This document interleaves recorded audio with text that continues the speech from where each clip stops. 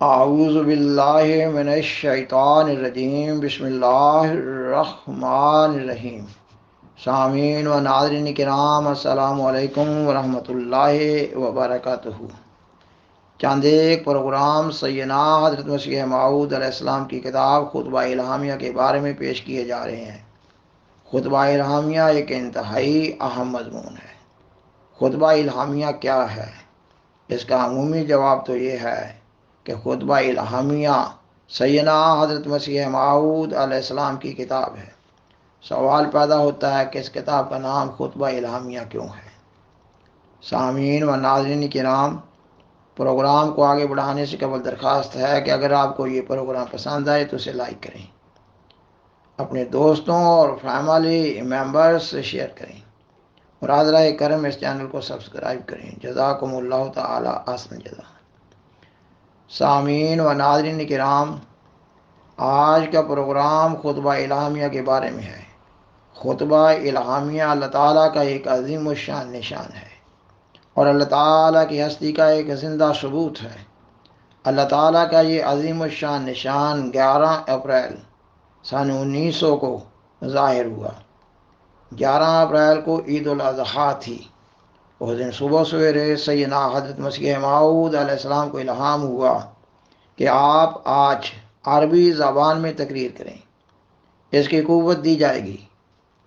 اس وقت سے قبل آپ علیہ السلام نے عربی زبان میں کبھی کوئی تقریر نہ کی تھی۔ سامعین و ناظرین کرام، آپ علیہ السلام نے اللہ تعالیٰ کے حکم سے 1890 کے آخر میں امام مہدی اور مسیح موعود ہونے کا دعویٰ کیا تھا۔ آپ علیہ السلام کے اس دعویٰ کے بعد نام نہاد علماء کی طرف سے کہا جانے لگا کہ آپ عربی زبان میں مہارت نہیں رکھتے۔ یہ خیال اس لیے پیدا ہو رہا تھا کہ آپ علیہ السلام نے اس وقت تک عربی زبان میں کوئی کتاب نہ لکھی تھی۔ آپ پر یہ اعتراض کیا جانے لگا کہ آپ کیسے امام مہدی اور مسیح موعود ہیں جبکہ عربی زبان پر آپ کو دسترس حاصل نہیں۔ یہ نام نہاد علماء کا خیال تھا۔ آپ علیہ السلام نے اللہ تعالیٰ کے حضور یہ معاملہ پیش کیا اور دعا کی۔ آپ علیہ السلام کو ایک ہی رات میں عربی زبان کا 40,000 مادہ الہاماً سکھایا گیا۔ آج تک عربی زبان میں کوئی ایک بھی ایسی منجد یعنی عربی زبان کی لغت تیار نہیں کی جا سکی جو 40,000 مادہ یعنی روٹس پر مشتمل ہو۔ عربی زبان کا یہ ایک بڑا معجزہ تھا جو آپ کو عطا کیا گیا، اور پھر آپ علیہ السلام نے کئی ایک کتب عربی زبان میں لکھی اور نام نہاد علماء کو اپنے بالمقابل عربی زبان میں کتب لکھنے کی دعوت بھی دی۔ کوئی ایک ایسی کتاب بھی پیش نہیں کی جا سکتی جو کسی نام نہاد عالم نے آپ کے بالمقابل عربی زبان میں لکھی ہو۔ 11 اپریل سن 1900 تک آپ علیہ السلام نے چند ایک کتب عربی زبان میں لکھی، اور بعد میں یہ تعداد 24 تک پہنچ گئی، مگر آپ علیہ السلام نے عربی زبان میں اس وقت تک اپنی جماعت کے لیے کوئی تقریر نہ کی تھی۔ اور پھر 11 اپریل کو آپ کو کہا گیا کہ آج آپ عربی زبان میں فی البدیہہ تقریر یعنی بغیر کسی تیاری نوٹس وغیرہ کی تقریر کریں۔ اس سلسلہ میں آپ کا الہام اس طرح ہے: کلام افصحت من لدن رب کریم، یعنی اس کلام میں خدا کی طرف سے فصاحت بخشی گئی ہے۔ سامعین و ناظرین کرام، آپ علیہ السلام اپنی اوائل جوانی سے ہی ایک گوشہ نشین بزرگ کی حیثیت سے اللہ تعالیٰ کی عبادات، خصوصی دعاؤں، مجاہدات اور مطالعہ کتب میں ماہر رہتے تھے۔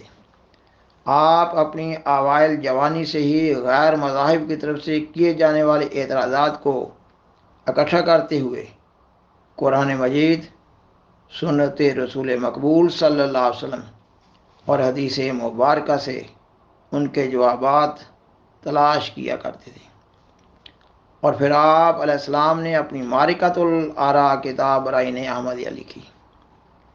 اس کتاب نے غیر مذاہب کے باطل عقائد پر موت طاری کر دی، اور آپ علیہ السلام کی اس کتاب کو قدر کی نگاہ سے دیکھا جانے لگا، اور ہندوستان بھر سے لوگ آپ علیہ السلام کی زیارت کے لیے قادیان آنے لگے، اور آپ علیہ السلام کے دعوی امام مہدی اور مسیح موعود کے بعد آپ کے پاس آنے والے آپ کے ارادت مندوں اور عقیدت مندوں کی تعداد میں مسلسل تدریجاً اضافہ ہو رہا تھا۔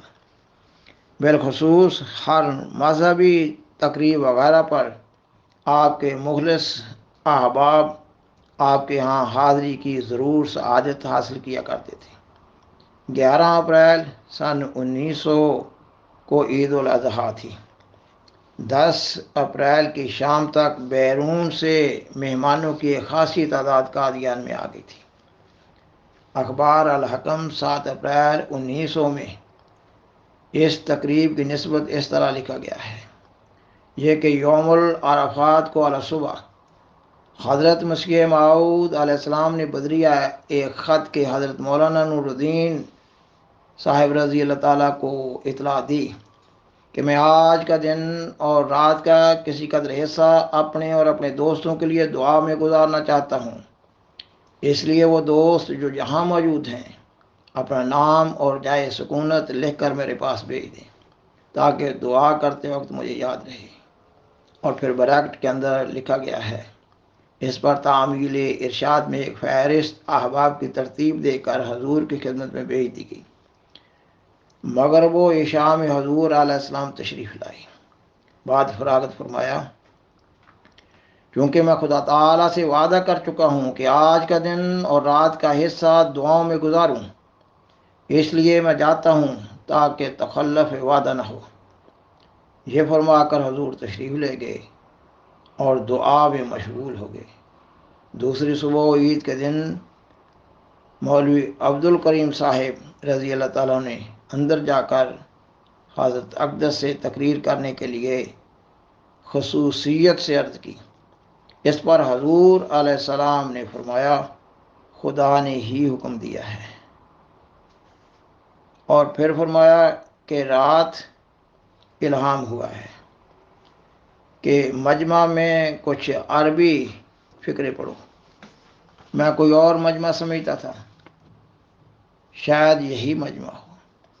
اور جب آپ علیہ السلام مسجد اقصی قادیان میں خطبہ پڑھنے کے لیے تیار ہوئے تو حضرت مولوی عبد الکریم صاحب رضی اللہ تعالیٰ عنہ اور حضرت مولوی نور الدین صاحب رضی اللہ تعالیٰ عنہ کو حکم دیا کہ وہ قریب تر ہو کر اس خطبہ کو لکھیں، اور پھر جب لکھنے والے تیار ہو گئے تب آپ علیہ السلام نے یا عباد اللہ کے الفاظ سے عربی خطبہ شروع فرمایا، اور اثناء خطبہ میں آپ علیہ السلام نے پھر فرمایا، اب لکھ لو۔ پھر یہ لفظ جاتے ہیں، اور جب حضور علیہ السلام خطبہ پڑھ کر بیٹھ گئے تو احباب کی درخواست پر حضرت مولانا عبد الکریم صاحب سیالکوٹی رضی اللہ تعالیٰ عنہ اس کا ترجمہ سنانے کے لیے کھڑے ہوئے۔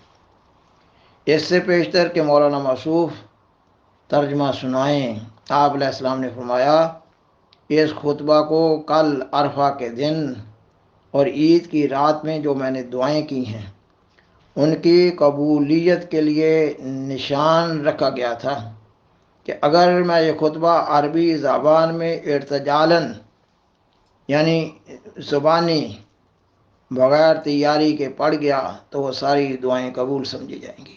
الحمدللہ کہ وہ ساری دعائیں بھی خدا تعالیٰ کے وعدہ کے موافق قبول ہو گئیں۔ اور حضرت مولانا عبد الکریم صاحب سیالکوٹی رضی اللہ تعالیٰ عنہ کے اس عربی خطبہ کے ترجمہ سنانے کے دوران ہی سیدنا حضرت مسیح موعود علیہ السلام فرتے جوش کے ساتھ سجدہ شکر میں جا پڑے، اور حضور علیہ السلام کے ساتھ تمام حاضرین نے بھی سجدہ شکر ادا کیا، اور سجدہ سے سر اٹھا کر آپ علیہ السلام نے فرمایا، ابھی میں نے سرخ الفاظ میں لکھا دیکھا ہے کہ مبارک یہ گویا قبولیت کا نشان ہے۔ اس خطبہ کا قدر حال اور پھر عربی خطبہ کا اردو ترجمہ اگلے چند ایک پروگرامز میں پیش کیا جائے گا انشاءاللہ تعالی۔ اس خطبہ الہامیہ میں آپ علیہ السلام نے قربانی کی حکمت اور اس کا فلسفہ بیان کیا ہے۔ آپ علیہ السلام نے اس خطبہ الہامیہ کو جب شائع کیا تو اس خطبہ الہامیہ کے ساتھ 4 ابواب کا مزید اضافہ بھی کیا ہے۔ ان 4 ابواب میں آپ علیہ السلام نے قرآن مجید اور احادیث سے اپنے دعویٰ کی صداقت اور تائید میں دلائل دیے ہیں، اور آپ علیہ السلام نے سیدنا حضرت محمد صلی اللہ علیہ وسلم کے معراج پر بھی روشنی ڈالی ہے۔ خاکسار نے بیان کیا کہ اس خطبہ عربی کا قدر حال اور پھر عربی خطبہ کا اردو ترجمہ اگلے چند ایک پروگرامز میں پیش کیا جائے گا انشاءاللہ تعالی۔ حضرت بھائی عبد الرحمن صاحب قادیانی رضی اللہ تعالیٰ عنہ اس خطبہ کے دیے جانے کے وقت کا آنکھوں دیکھا حال بیان کرتے ہوئے فرماتے ہیں، حضرت مسیح موعود علیہ السلام کی حالت یہ تھی کہ آپ کی شکل و صورت، زبان اور لب و لہجہ سے معلوم ہوتا تھا کہ یہ آسمانی شخص ایک دوسری دنیا کا انسان ہے جس کی زبان پر عرش کا خدا کلام کر رہا ہے۔ خطبہ کے وقت آپ کی حالت اور آواز میں ایک تغیر محسوس ہو رہا تھا، اور ہر فقرہ کے آخر میں آپ کی آواز بہت دھیمی اور باریک ہو جاتی تھی۔ اس وقت آپ کی آنکھیں بند تھیں، چہرہ سرخ اور نہایت درجہ نورانی۔ خطبہ کے دوران میں حضور نے خطبہ لکھنے والوں کو مخاطب ہو کر فرمایا کہ اگر کوئی لفظ سمجھ میں نہ آئے تو اسی وقت پوچھ لیں، ممکن ہے کہ بعد میں خود بھی نہ بتا سکوں۔ پھر اس قدر تیزی سے آپ کلمات بیان فرماتے تھے کہ زبان کے ساتھ قلم کا چلنا مشکل ہو جاتا تھا۔ ان ہر 2 وجوہ سے مولوی عبد الکریم صاحب اور مولوی نور الدین صاحب کو جو خطبہ نویسی کے لیے مقرر تھے بعض دفعہ الفاظ پوچھنے پڑتے تھے۔ باقی انشاءاللہ تعالی آئندہ وآخر دعوانا ان الحمدللہ رب العالمین۔ شکریہ۔